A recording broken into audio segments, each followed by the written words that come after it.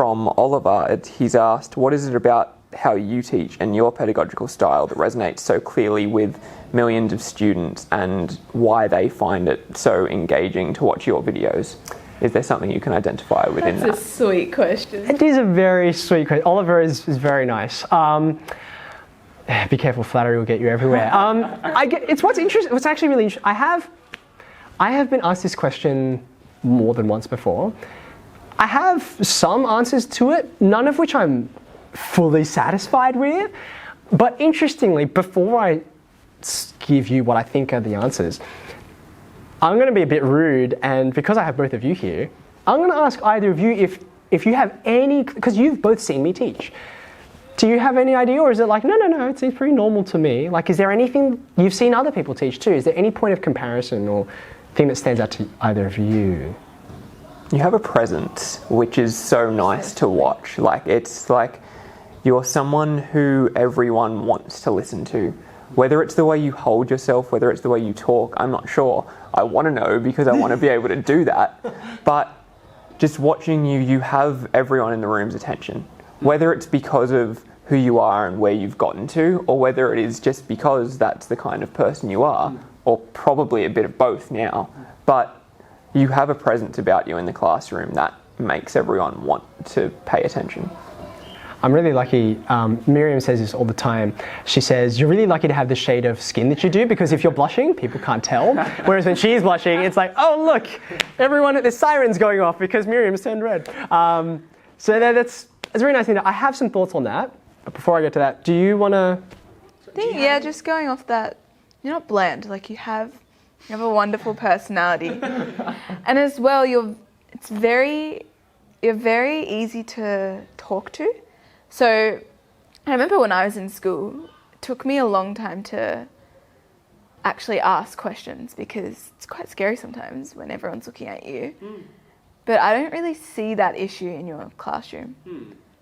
Because sometimes you'll look and you'll see someone that might be puzzled, and you walk straight over to them, and then it just makes them feel really, really comfortable. And yeah, you care a lot about your students, which is great. Yeah, okay. That's a very kind thing to say. So I'll give you some reflections on what you just said, and then there are a couple of other things which are in the back of my mind which are separate to that. So this idea of presence, right? So I remember thinking about this myself, right? Let me put right out there, at the start of my teaching career, I did not have anything like that. And I too struggled. I was like, I watched other teachers, and I'm like, they just pay attention. Like, where does that come from, right? And there are a few things that feed into that, some of which are obvious and some which not so much. Number one, make sure the things that you're saying are worth hearing. Which in some sense is like, well, of course. But I remember watching teachers, particularly in my first couple of years, as I pretty much observed every single teacher at the school that I first started teaching at. I was like, I don't care what KLA you're from, I don't care if you're experienced or inexperienced, like, I just wanted to get in there, right? And learn something. And one of the things I noticed was, sadly, some teachers who don't have that. And I was where's the correlation? Is there something I can pick out? I'm like, this is the thing that's different. And one of the things I noticed was students who, when they, like, routinely, when it was a pattern that they didn't pay attention, it was because they had worked out that it didn't matter if they didn't pay attention, because the teacher was unclear, was vague, obviously hadn't really thought about what they were going to say, and they were like, oh, I don't know what I'm doing here. And so the students, like, attention is a valuable commodity. And to say, I'm going to listen to you, even though you don't know what you're talking about, and you're bored, so why wouldn't I be bored? Like, that was a really big thing. And it's why, coming back right to the beginning of our conversation, as teachers, I think it absolutely matters that we sweat the details and really know our stuff well so that we can say it clearly. I guess this is a weird way of saying it, but from a student's point of view, right? I think there's this unspoken reality of, don't waste my time, right? Like, if we were watching a video and, like, we weren't interested, we'd just click off, like, right away, right? Or we'd turn off the TV or whatever, right? But we force them to be in this room. And so they don't have the opportunity to just get up and leave, but they can mentally do that by just saying, just bored. I'm just going to talk to the person next to me. So I guess what I'm trying to say is, I think partly presence comes from a consistent, what this person is saying will matter. I want to listen. I don't want to miss any of this because I think it's like it'll help me and I'm interested, right? And that comes from consistency. When you first meet your students, right? I'm going to say for an average high school teacher, you've got about 2 weeks, roughly 2 weeks, to learn 90% of the names of the students in your class. If you haven't gotten to 90% within those first couple of weeks, and I'm only leaving off that 10% because there will be some kid and they just like miss a few classes, or you like peer support happens so you don't even have the class that time. Or some students are sometimes, this is embarrassing to say, but sometimes are very quiet. They don't draw attention to themselves by answering lots of questions or being troublesome, and they're quiet and maybe seem very alike. So you're like, I'm having real trouble telling Jake and John apart. So it takes them, they're in that 10% that takes a bit more time to get to. But if you don't have that 90%, right, it's like, I can't look at you and say, I know what your name is, I know who you are, and you know, we have some rapport developing. Within those 2 weeks, I think what that conveys to students is, you don't really care about me, do you? Like, you just come in, you do your lesson, then you leave. You have no interest in me as a person, right? And so I think, even though they're kind of sort of subconscious, all of those go into, like if you think about this, right? If you have a friend who's talking to you, like it's rude to not pay attention to someone who you like. There's this wonderful TED Talk. The name of the woman who gave it escapes me, but it's called Every Child, I think, Needs a Champion. And I think it's Rita Pearson, maybe. We'll find out. Rita Peterson? I'm going to Google this later and it's going to drive me crazy. And she says, students don't, she's been a principal. She's passed away now, many years ago, but she would have her staff come to her and say, like, my job's to teach and their job's to learn. I'm not there to be liked.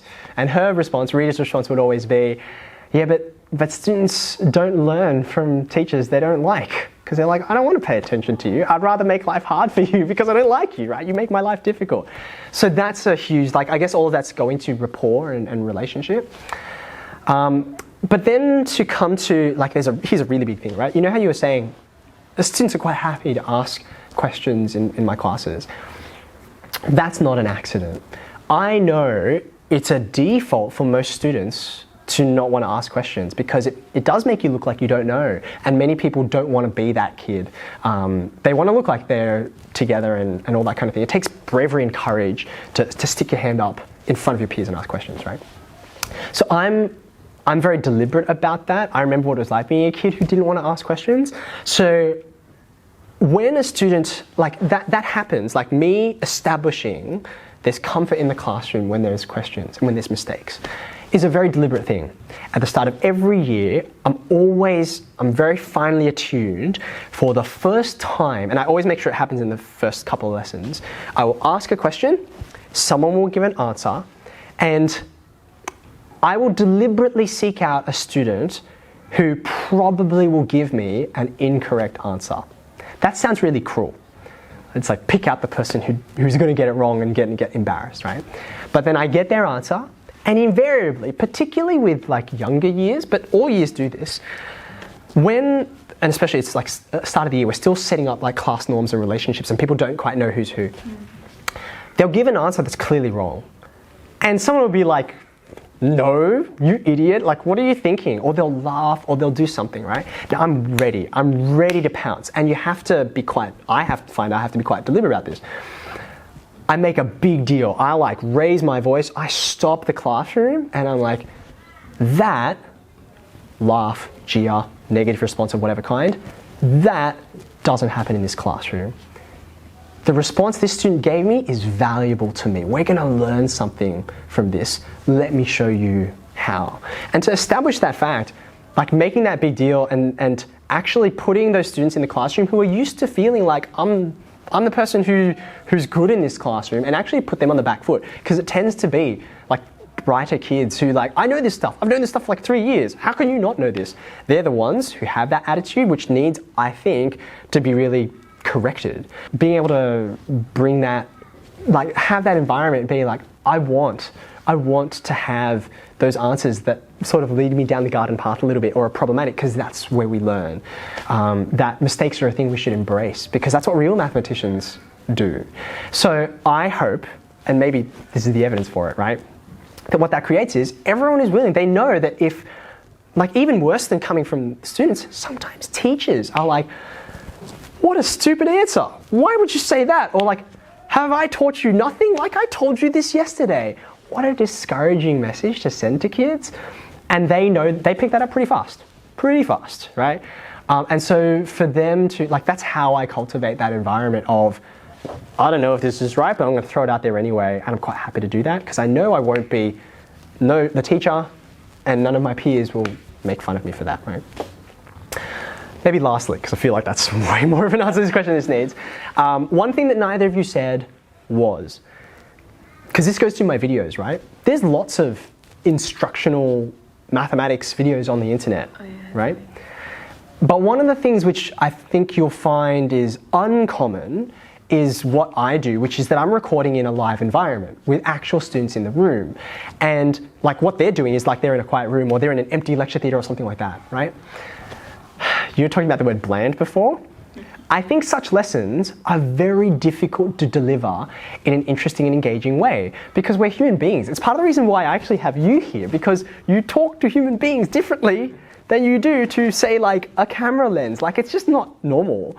I've gotten a bit used to talking at a camera lens because I've been doing it for years, but even then I can tell the difference, and students can too.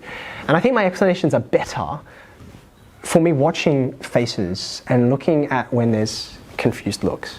Or when they're excited, I'm like, I think that feeds to me. Like I always wondered when like musicians say like, you were a great audience, thank you so much. I'm like, what are they talking about? And then I realized they're actually getting energy from these people as they respond, as they're like, this is great, I'm part of this. Students in the classroom do that when they're learning too. So I feel like that's also one of the dimensions that's worth noting. You have the ability to explain complex concepts so simply. Yeah, you really, really do. And that's I have a lot of students that I tutor that tell me, you know, Nadine, Mr. Wu, he explained this to me. And, oh, have you seen his video? I get it now. I'm thinking, wow. So this is a funny thing. That, in some ways, you know, I said to you before, like I have hypotheses, but I'm not really sure. The closest thing I can say to account for that is that, and I've said this to many people before, and they find it quite difficult to believe, which I think is a compliment, but anyway, I am not gifted in mathematics in any way. When I was at school, I was all about English and history and drama, and so therefore anything I understand in mathematics, I can only understand it if I boil it down to something very, very simple.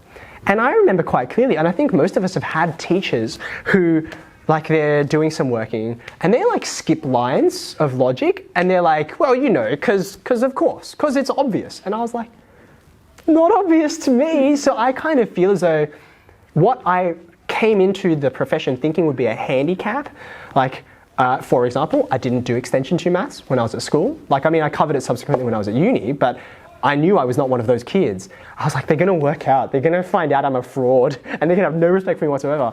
But I came to see that, like, I need to boil it down to something simple in my own head. I came to see that as an asset because it means that it makes me closer to, like, a lot of teaching is empathy. Like, you've got to put yourself in the position of the learner. And in fact, the longer I teach, the harder that becomes because my distance increases. And why it's so important for me to, like, learn a new thing. It has nothing to do with what I'm teaching, but just to put myself back in like the confusion curve of like, I have no idea what any of these symbols mean. Like the problem, I know there's an answer, but it just doesn't click for me. Putting myself back in that position is very important. And you know, after probably like 5 to 6 years of teaching, and you're like, I've had to go at teaching almost all the courses now. I feel like I'm wrapping my head around it. What I would say to all of you is push yourself. Like you might not feel ready. Teach that course. Take on extension 1 or whatever it happens to be. Or if it's not that, just go learn some other thing that has nothing to do with, put yourself back in that position of confusion and not knowing, because it helps you be there with the students.